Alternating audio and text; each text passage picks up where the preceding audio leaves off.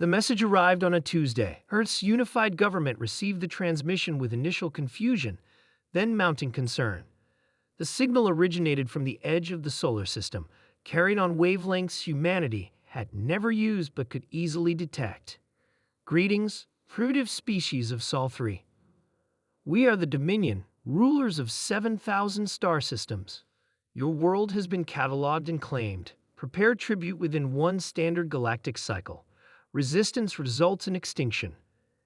Admiral James watched the message replay for the 5th time in the dim light of the Crisis Command Center.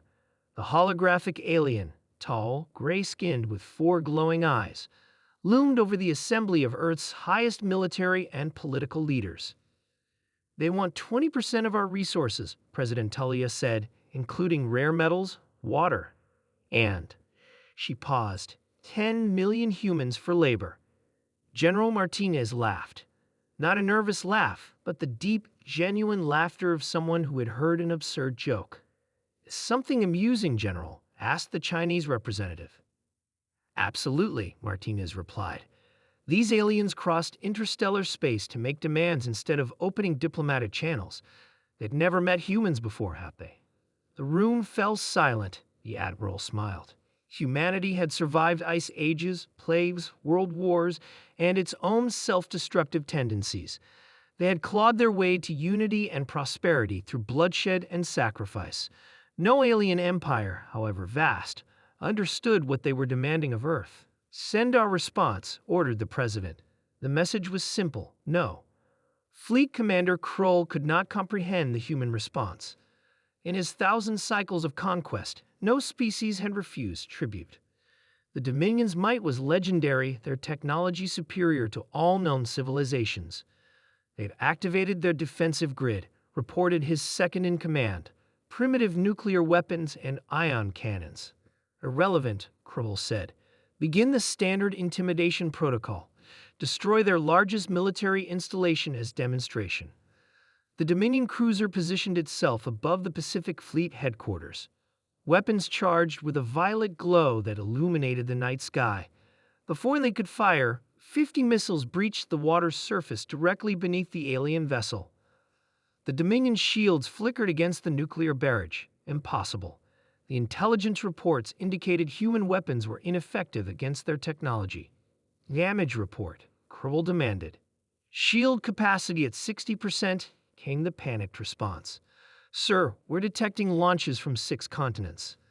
"They underestimated us," Admiral James said, watching tactical displays in the underground command center. Classic mistake.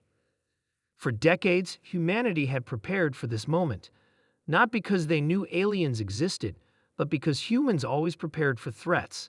They had built hidden bunkers, orbital platforms disguised as communications satellites, and weapon systems that appeared primitive on standard scans, but incorporated quantum technology reverse-engineered from a crashed scout ship 50 years earlier.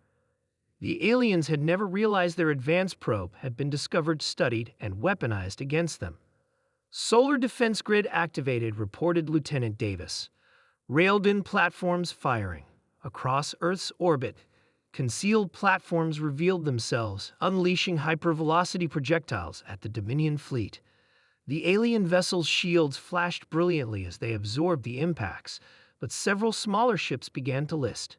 "They're regrouping," President Talia observed, "preparing for a larger assault." "Let them come," General Martinez said with confidence. "Operation Hornet's Nest is ready." Kroll was stunned. The humans weren't merely fighting back, they were winning. 3 support vessels lost and his flagship damaged. The species profile had been catastrophically wrong. "All ships, full assault formation," he commanded. "Planetary bombardment authorized." The Dominion ships arranged themselves in attack formation, weapons systems recalibrated for maximum destructive power. As they prepared to fire, thousands of small objects emerged from Earth's atmosphere. "Sir, detecting 5,000, no, 10,000 small craft approaching," his sensor officer reported. "Impossible. Their technology can't support such numbers." But the swarm advanced, simple drones carrying singular payloads. When the Dominion ships fired upon them, they merely split into smaller units, multiplying the threat. The first drone attached itself to a Dominion cruiser, then another, and another. Soon hundreds clung to each ship, tiny fusion devices detonating in sequence, finding microscopic weaknesses in the alien shields. We learned from the WASPs, Admiral James explained to the president as they watched the battle unfold. No individual drone can threaten them, but together. On the display, Dominion ships began to fall, not from massive strikes, but from thousands of tiny wounds. Earth's militaries had united, combining tactics from every culture and battlefield across human history. "They're retreating," announced Lieutenant Davis as the alien vessels broke formation and accelerated toward the outer system. Only Krull's flagship remained, surrounded by Earth's hastily assembled space fleet, converted military satellites armed with weaponry that shouldn't have existed at humanity's technological level. In the communications room, President Talia faced the alien commander's hologram. "You violated the terms of surrender," Krull snarled. "Your species profile indicated no capability for this level of resistance." "Perhaps," Talia replied calmly, "you should update your database. The Dominion will return with our full armada. This defeat means nothing." Admiral James stepped forward. "Before you make threats, understand this. What you encountered today was merely our planetary defense system.